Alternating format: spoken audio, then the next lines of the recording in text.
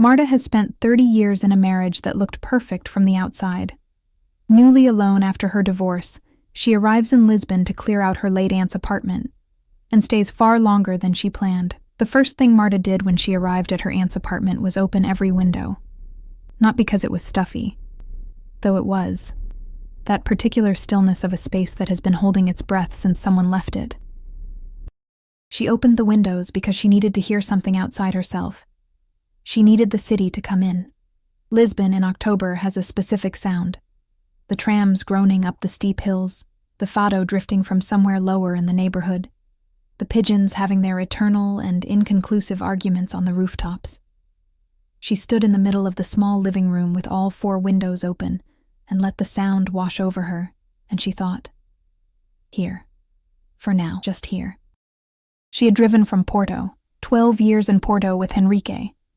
12 years of a life that had looked, from every social angle, like exactly what a life was supposed to look like.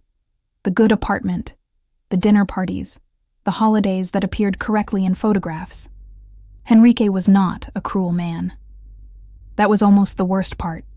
He was comfortable and kind enough, and entirely uncurious about who she actually was underneath the version of herself she'd learned to present to him.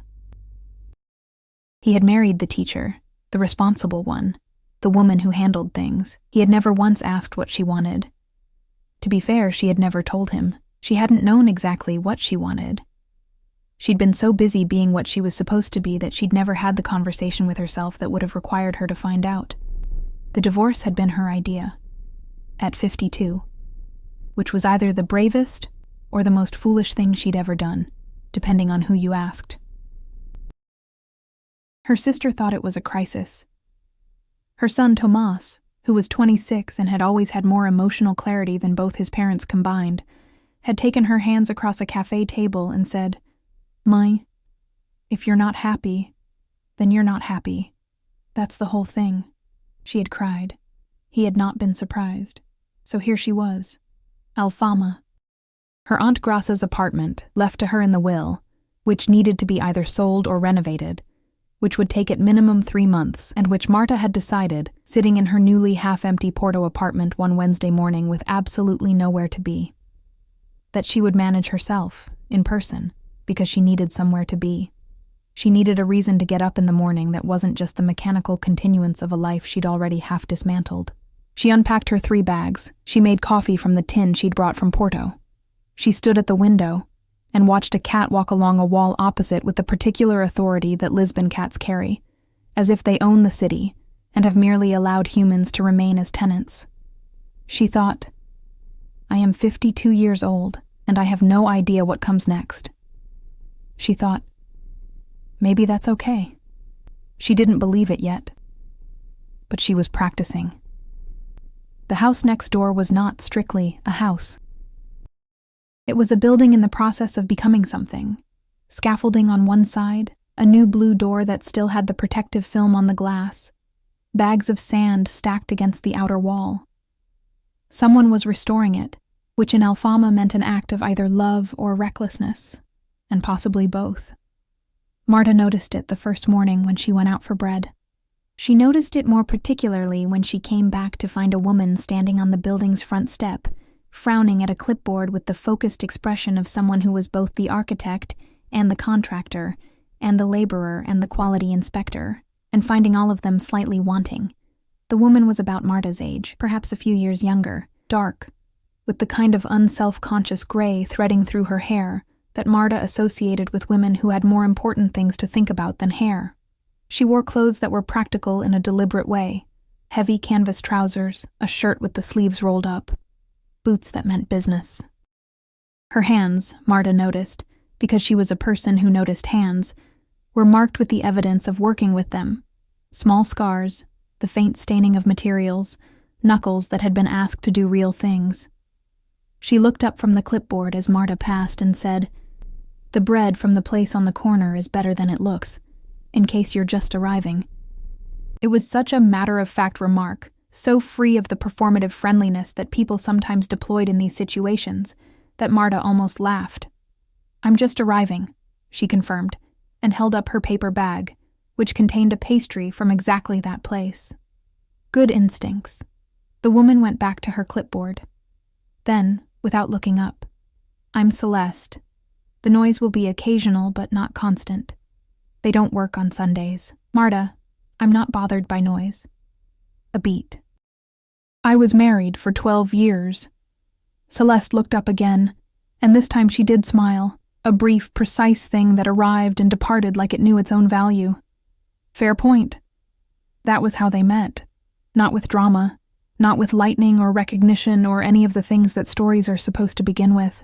Just two women on a Lisbon street on a Tuesday morning, one with a clipboard, one with a paper bag, both in the middle of building something whose shape they hadn't quite determined yet. Maybe you who are listening to this know exactly what I mean when I say that some of the most important meetings of your life don't announce themselves. They just happen.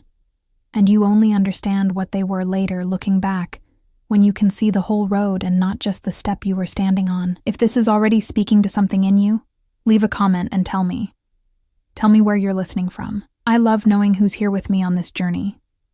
The renovation noise began at 7:30 on Wednesday morning, which was entirely reasonable, and Marta was already awake because she had been awake since 5, lying in her aunt's narrow bed, listening to Alfama find its morning rhythm, and thinking about what she was actually doing here beyond the stated practical reason. She was running away. She knew this.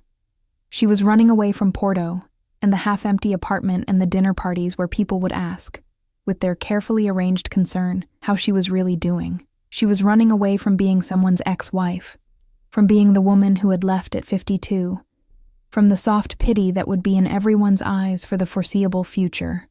She was also running toward something. She couldn't name it yet, but it was there, a sense of direction without a destination, the magnetic feeling of moving toward something true. She'd felt it strongest the morning she'd made the decision to come to Lisbon, and it had not left her since. She began her routine of the apartment, the assessment of what needed doing, the calls to the estate agent, the slow archaeology of her aunt's possessions. Graça, who had been the family eccentric and the family legend, had lived 91 years and kept evidence of all of them. Marta spent her mornings sorting, cataloging, occasionally sitting on the floor surrounded by the accumulated evidence of a long life and feeling something between grief and wonder. Graça had been so many things Marta hadn't known. A painter in her 30s, a traveler. A woman who had, apparently, been deeply in love with another woman for a period of about 7 years in her 40s. Marta pieced this together from letters she found in a box under the bed, tied with string, not hidden but not displayed, simply kept. The letters were in a handwriting she didn't recognize, signed always with the same initial, F. She read them carefully, then put them back exactly as she'd found them. But she thought about them for days. She thought about Graça, who had come to the family dinners and sat at the edges and watched with those bright, knowing eyes, and whom the family had called eccentric and occasionally strange, and who had apparently, known something about love that the rest of them hadn't. She thought, what else are we not telling each other? She thought, what am I not telling myself?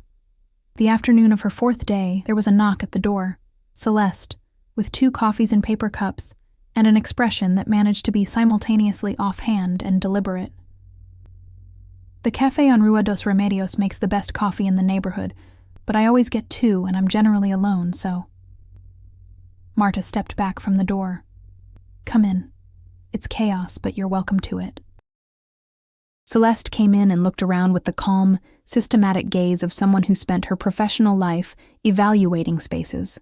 She looked at the walls, the proportions, the windows. Then she looked at the boxes and the sorted piles and the controlled disorder of Marta's operation, and something in her expression shifted slightly from professional to personal, a recognition, maybe, of the particular task of sorting through someone else's life. Your aunt lived here a long time, she said. It was not quite a question. 53 years. Marta handed her a coffee cup. She was 91. She outlived everyone who expected her to be ordinary. Celeste looked at her with something that was more than polite interest. What do you mean? Marta hesitated. She wasn't sure why she said what she said next. It wasn't characteristic of her, which was perhaps exactly why she said it. She was in love with a woman for 7 years in her 40s. I just found out. From letters she kept under the bed. A beat. Celeste's face was very still. "Did you know?" Marta continued. "Before? Did your family know?" "No," Marta said. "We just thought she was unusual. We didn't look closely enough to understand what we were actually seeing." She paused. "I think about that a lot these days. How many things I haven't looked closely enough at." The silence that followed was not uncomfortable. It was the silence of two people who have said something true in each other's presence and are sitting with it, which is a different thing entirely from conversational silence. "What are you doing with the apartment?" Celeste asked finally. "I don't know yet. The estate agent says sell, but—" Marta looked around at the walls, the windows, the evidence of Grace's long residence. "It feels wrong to sell it. She loved it here." "You could restore it," Celeste said. "The bones are good. You can see it, the ceilings, the floors. Someone built this well, someone who knew what they were doing. Someone who cared," Celeste corrected quietly, which is not always the same thing. October became November. The renovation next door progressed in the way renovations do. 3 steps forward, 1 sideways, a week of apparent standstill while something structural was resolved, then a sudden acceleration that produced visible results and a great deal of dust. Marta learned Celeste's rhythms the way you learn the rhythms of anyone who lives close, the early starts, the particular quality of silence that meant she was concentrating on something precise, the music that came from the building's interior some afternoons, usually something instrumental that Marta eventually identified as Brazilian, and later still as something Celeste composed herself, on a keyboard she kept in the room she used as a studio. Because Celeste was, it turned out, primarily a sculptor. The renovation was both a project and a livelihood. She restored old houses the way other people turned hobbies into businesses, because she needed to fund the actual work of her hands, which was stone and metal, and occasionally wood, shaped into things that were not quite representational and not quite abstract but something in between. She had a show coming up in January, in a gallery in Barro Alto. She mentioned this once in passing, with the carefully managed anxiety of someone who cares deeply about a thing and has learned to seem like they don't. "Can I see them?" Marta asked. "The pieces, when they're ready." Celeste looked at her with that brief, precise smile. "When they're ready," she said. "Not before. I don't like showing unfinished things." "Neither do I," Marta said. And then, surprising herself, "That might be part of my problem, spending so much time not showing things that weren't finished that I never let anything be seen at all." Celeste didn't say anything for a moment. Then, what kind of things? Marta thought about this, about Henrique, who had never asked, about the dinner parties and the careful performance, about Grace's letters in their box under the bed, about being 52 and standing in a stranger's city feeling, for the first time and she couldn't count the years, like she was exactly where she was supposed to be. "The real things," she said. And Celeste looked at her for a long, steady moment, and Marta felt something move through her that she had no precedent for. Not excitement exactly, and not fear, though it had the temperature of both. Something that said, "Pay attention. This matters. Don't look away from this." She looked away. She picked up her coffee. She said something about the weather, which was getting cold, but the moment stayed with her for days. She turned it over in her mind, the way you turn a stone in your hand, feeling its weight, its texture, the particular way it caught the light. Maybe you know what I'm talking about. Maybe you've had a moment like that, where something looked back at you and you understood, without language, that your life was on the edge of becoming something it hadn't been before. And maybe you looked away, because the looking was almost too much. If you're living that moment right now, or you lived it years ago and you still think about it, I want you to know something. Looking away is not failure. Looking away is human. The question is only whether you look back. If this story is touching you, please subscribe to this channel. There are more stories coming. Stories about women who looked back, women who chose themselves, women who found love in the most unexpected places and the most unexpected chapters of their lives. You deserve these stories. And I love telling them to you. The thing about Alfama is that it is not a neighborhood that allows you to be private. It was built for the opposite of privacy. The close-together houses, the steep shared stairs, the windows that look into other windows, the way sound travels through the old stone as if the walls are listening. You learn who your neighbors are not because you choose to, but because proximity makes it inevitable. You hear things. You see things. You exist in relation to the people around you whether you intend to or not. Marta, who had spent 12 years in a Porto apartment, where she and Henrique had sometimes gone 3 days without a real conversation, found this alarming, and then, gradually, something else. She began to see Celeste in the way you see someone when you share a physical world with them, not the curated version of themselves that people present in social situations, but the actual, unedited version. She saw Celeste at 6 a.m, coffee in hand, sitting on the front step looking at nothing in particular, with the focused inattention of someone solving a problem in their sleep. She saw Celeste arguing cheerfully with a delivery driver about whether a piece of equipment could fit through the door. It could. They both knew it could. The argument was procedural. She saw Celeste, one evening when the light was going amber, and the city was making its particular end-of-day sound, sitting on the rooftop terrace of the building she was restoring, not doing anything, just sitting. And Marta, at her own window, had watched for a moment and thought, "She knows how to be still. I want to learn that." She had not been still in years. She had been efficient and managed and organized and productive, and the engine of everything around her. She had not simply been somewhere without purpose, without the next thing. She began tentatively to try it. She sat at Grassa's window in the evenings after the day's work was done, and she just looked out at the street. She sat in the small square at the end of the road with a coffee she didn't need, watching the neighborhood live. She walked without destination, which for a woman who had scheduled everything for 3 decades was an act that required conscious effort. And she found, slowly, then more clearly, that when she stopped moving, things became visible that the motion had been obscuring. She found that she was tired in a way that had nothing to do with the day's work. She found that she was angry, a quiet, clean anger, not at any specific person, but at the accumulated weight of years spent performing a version of herself that had never quite fit. She found that she missed her aunt, and not just because of the circumstances. She missed her because Grassa, it turned out, had understood something that Marta was only now beginning to approach.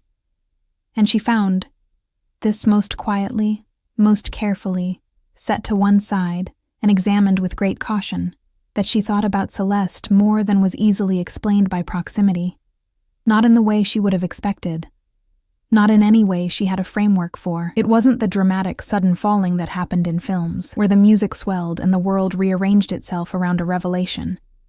It was quieter than that. It was noticing the way Celeste's hands moved when she explained something, noticing the exact quality of her silence, which was inhabited and warm rather than empty, noticing that in Celeste's presence she felt more herself, not a performance, not a function, just Marta. She didn't know what to do with this. At 52, she had expected to know what to do with her feelings. She had been managing them for long enough, but this was new territory, and she stood at its border uncertain of the language. One evening, she called her son, Tomas. "Are you okay?" he asked immediately, because she'd been vague in recent weeks, and he'd inherited her instinct for subtext. "I'm okay," she said. "I'm just thinking about something." "About Porto?" "No, about here." A pause. "About someone." A longer pause. She could almost hear him recalibrating. "Someone?" "A neighbor. She's restoring the house next door. She's a sculptor. Marta stopped. "She's interesting, Tomas. She's the most interesting person I've been around in a long time." His voice was very careful. "Tell me more about this neighbor. There's not much to tell. We have coffee sometimes. We talk." "About what?" "About everything. About work." She almost said about Aunt Grassa, about the letters, about what it meant to live a life fully and privately and without apology. About real things. We talk about real things. Another pause. Then, When's the last time you talked about real things with someone? Marta thought about this honestly. I'm not sure, she said. I'm glad you're there, Tomas said quietly. I'm glad you went. I think you needed a place to find out what you actually think. That's what I'm afraid of, Marta said. I think I'm finding out. She could hear him smiling. That's not a bad thing, Mai. After she hung up, she sat for a long time in the quiet apartment. Grasa's walls around her, the sound of Lisbon outside, and somewhere, just on the other side of that wall, the faint sound of instrumental music she was beginning to know by heart. The turn happened on a Saturday in mid-November, in the way that significant things often do. Not announced, not prepared for. Simply arriving in the middle of an ordinary afternoon. Celeste had asked if Marta wanted to see the pieces. Just like that, over the wall between their front steps, with the same matter-of-fact quality she brought to everything. The pieces are ready enough, if you still want to see them. The still told Marta that Celeste had remembered the offer, and had been thinking about it, and had chosen today to extend it. These details mattered to her. She had begun to read Celeste the way she'd once read her students, not the surface presentation, but the choices underneath. What was said and what was not, what was offered and when. The building's interior was further along than she'd imagined from the outside. The walls were clean, the floors restored, new wood warm against old stone. Celeste moved through it with the ease of someone who knew every centimeter, which she did, having rebuilt much of it herself. She led Marta to the back room, which had the best light from a large north-facing window, and which contained, in various stages of arrangement, the 12 pieces that would go to the gallery in January. Marta stood in the doorway and looked at them. They were, she struggled for words. They were figures, but not quite. Bodies, but dissolved at the edges. Each one seemed to be in the process of becoming something or returning from it. Not frozen motion, but motion itself, solidified. Stone that somehow moved, metal that somehow breathed. She walked among them slowly. She didn't speak, because she understood instinctively that speech was wrong here, that these things required the same quality of attention she'd been learning to give herself in the evenings at the window. Unhurried, uncalculating, just present. When she came to the last piece, she stopped. It was smaller than the others, stone. She thought marble, gray-white with a thread of darker color in it. And it was a face, or almost a face. The features were suggested rather than defined, turned slightly, as if listening. And there was something in the angle, the particular quality of its attention, that made Marta feel suddenly and inexplicably that she was looking at herself. Not literally. The features didn't mirror hers. But something in the expression, or what served for expression in that suggested stone face, was recognizable. Was something she'd seen in the mirror recently, on the good mornings, on the mornings when the stillness worked. When did you make this one? She asked. Celeste was standing a few feet away, her arms crossed, watching Marta look at the pieces with the careful attention of someone who had made themselves vulnerable and was waiting to understand whether they'd been understood. October, she said. The beginning of October. Marta had arrived in Lisbon in the first week of October. She looked at Celeste. Celeste looked back. This is the part of the story where, if this were a film, the music would tell you what it meant. But life doesn't have music to tell you what things mean. You have to work that out yourself from the texture of a silence, from the particular steadiness of someone's eyes, from the way a moment either opens or closes depending on what you do next. Marta said, "Is that—" "I don't know," Celeste said, quietly, honestly. "I started it, and it became what it became. I don't always choose what happens with the work. Have you ever—" Marta stopped. She was 52 years old. She had given talks to rooms full of teenagers about literature and language. She was not someone who lost her words. "I've never felt like this before," she said finally, "about anyone. And I've been married. I know what that is. And this is different," Celeste said. "Yes, I know." Celeste's voice was very steady, and Marta understood that the steadiness was not absence of feeling, but its opposite. It was the steadiness of someone who had learned to hold things carefully because she knew their weight. "I know what you mean. Have you—" Marta tried again. "For you, has this been—" "Yes. Simply. Not always. I was married too once, for 4 years. A good man." A small pause. "But I understood something after that. About myself. About what I actually wanted." She looked at Marta steadily. "It took me a long time to stop apologizing for it." Marta absorbed this. She looked at the stone face, the one that was and wasn't her. She thought about Grace's letters in their box. She thought about Tomas saying, "If you're not happy, that's the whole thing." She thought about the dinner parties in the 12 years and the careful performance of a version of herself that had never, not once, felt entirely true. "I'm 52, she said. Not as a complaint, as a fact she was setting on the table to be examined. "I know. I'm 47. Celeste tilted her head slightly. "Is that a reason?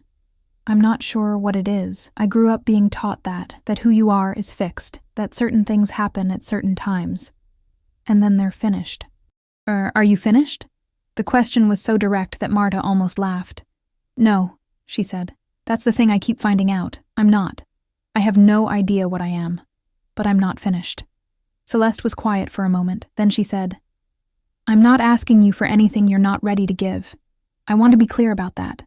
I know you're in the middle of something, and I know I don't fully understand what it's been like. The marriage, the divorce, coming here. I'm not asking you to have arrived somewhere you haven't arrived. Then what are you asking?" "I'm asking if you'll let me—" Celeste paused, choosing her words with the care she brought to the work with her hands. "If you'll let me be here, while you figure it out, without rushing you toward conclusions, without requiring you to know what this is before you're ready to know." Marta looked at her for a long time. At the gray in her dark hair and the marks on her hands and the eyes that were steady in the particular way of someone who had looked at hard things and not looked away. At the woman who had brought her coffee and shown her 12 pieces of herself in stone and metal, and who was now, with a quietness that was entirely unlike pressure, making an offer that Marta understood was more generous than it sounded. Not be with me, not decide, just, "I'll be here." "Yes," Marta said. "I'll let you do that." Celeste nodded.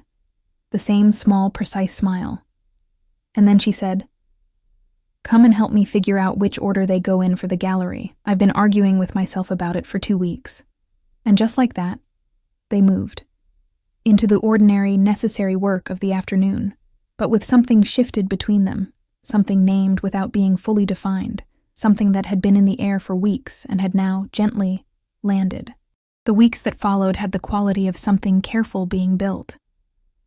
They spent evenings discussing the order of the gallery pieces, which became discussions of what the pieces were saying, and what Celeste wanted them to say, and whether those were the same thing.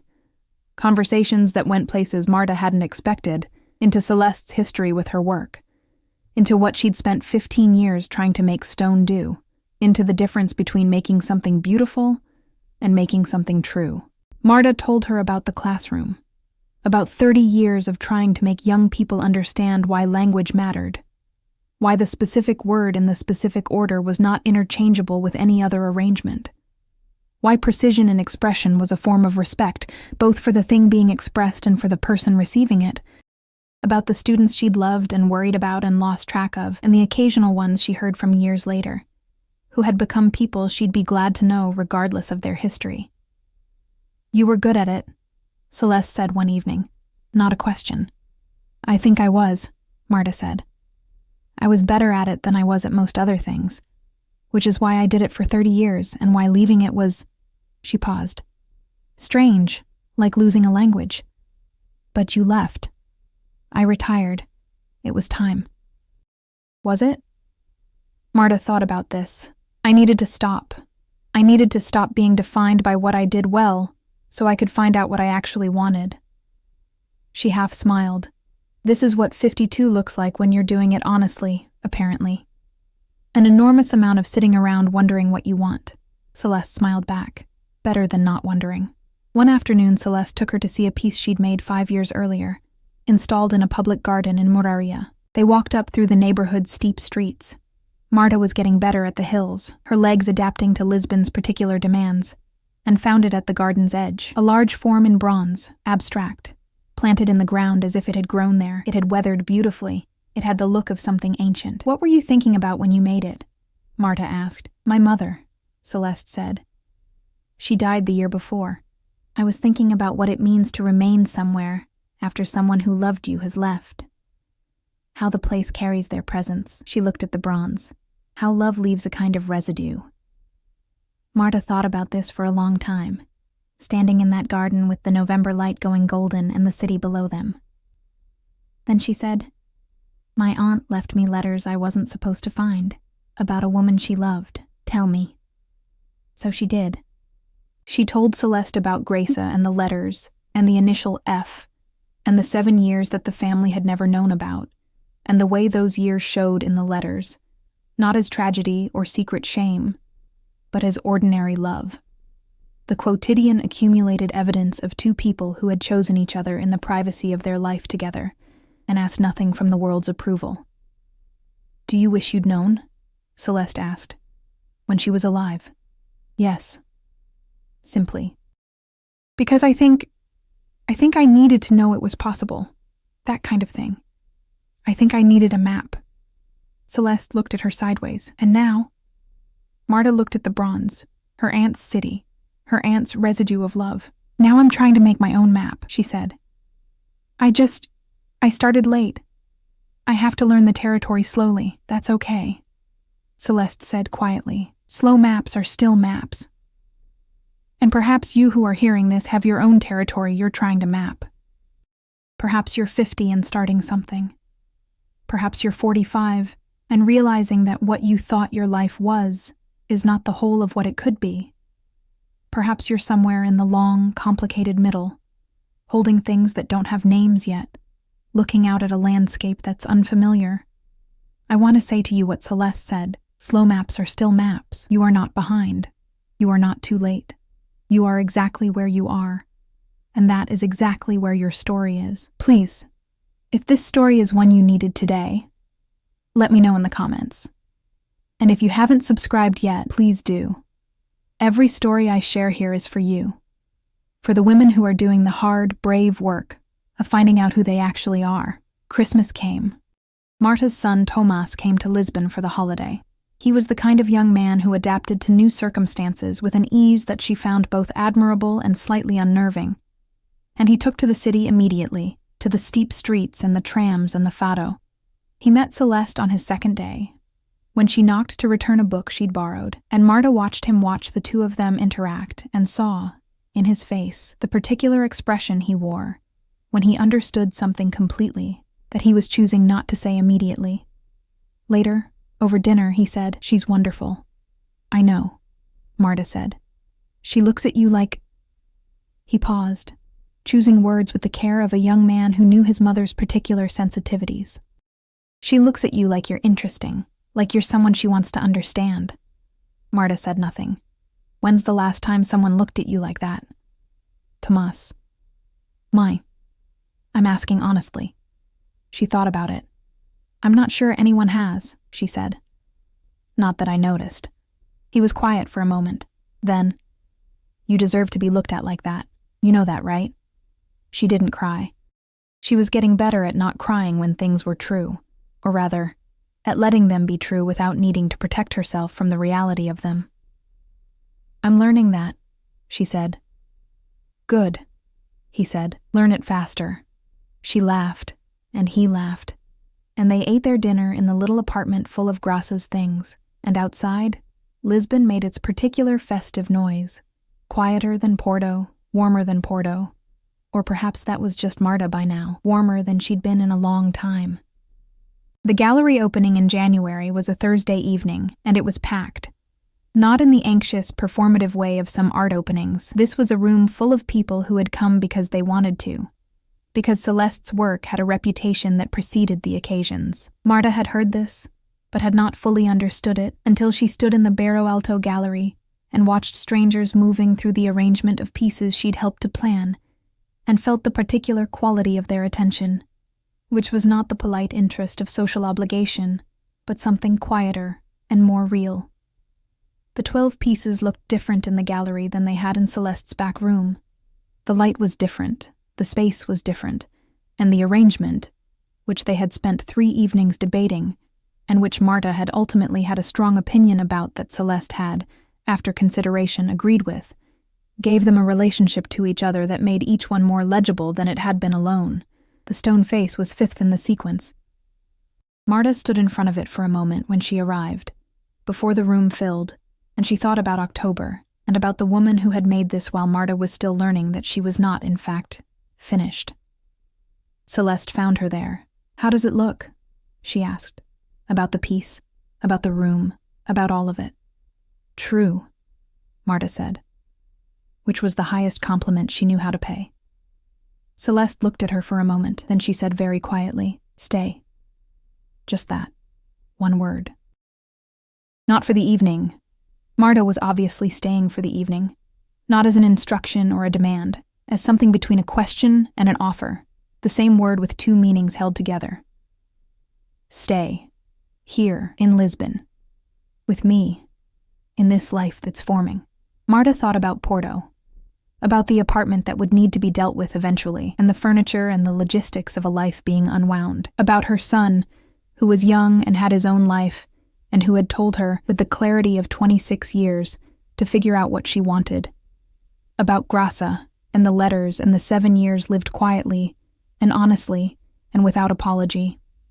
She thought about who she had been when she arrived in October, and who she was now, or who she was in the process of becoming. Not finished, still forming, a slow map still being drawn. "I'm not sure what staying looks like," she said honestly. "The apartment needs to be decided. Porto—" "I know," Celeste said. "I'm not asking you to have figured it out. I'm just asking if the answer eventually is yes." Marta looked at her. The woman who made things with her hands that somehow held breath.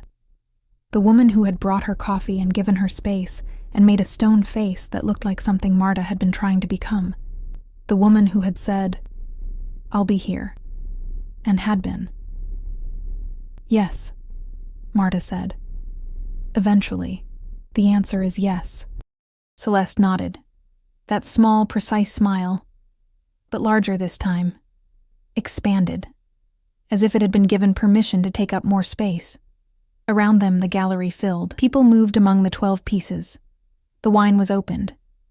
Someone laughed at something near the entrance, and the laughter moved through the room like warmth. Marta stood next to Celeste, not touching, not needing to, just present, just beside, which was already more than she'd expected when she'd arrived in Lisbon in October, with 3 bags and a reason to be somewhere, and the vague, terrifying sense of something beginning.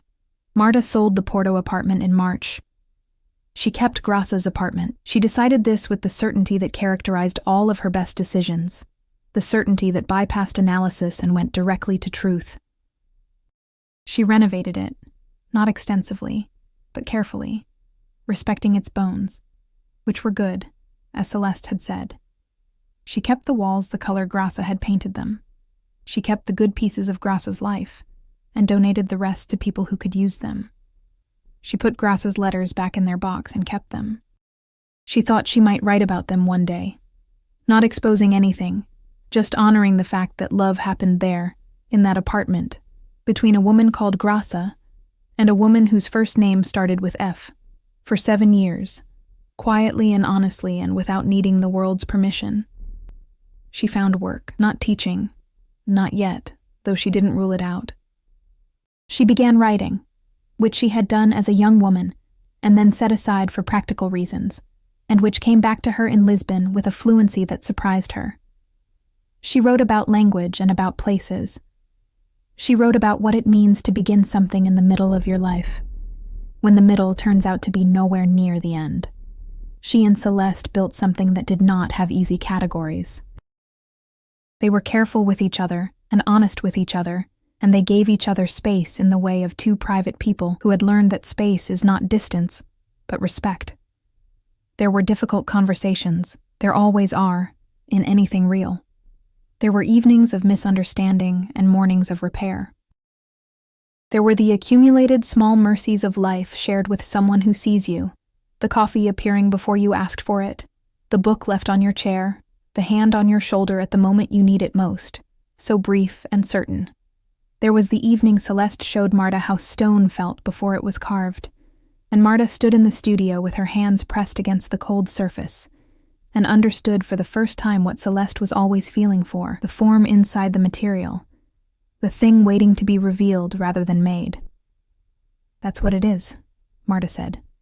"Isn't it? You're not creating it. You're finding it." "Yes," Celeste said.